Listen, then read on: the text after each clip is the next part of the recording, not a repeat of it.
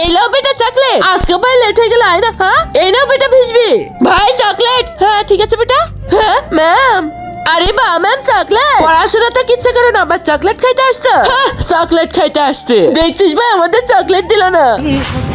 কোনো সমস্যা নাই, ওই দেখ চকলেট। হ্যাঁ এটা তো এখন আমি ম্যামকে দিয়ে আসবো। এই তো চকলেটটা তাড়াতাড়ি দে। আমাকে ছেড়ে দাও, আমাকে ছেড়ে দাও। এই তো হাসিল হয়ে গেল রে ভাই। এই না ভাই।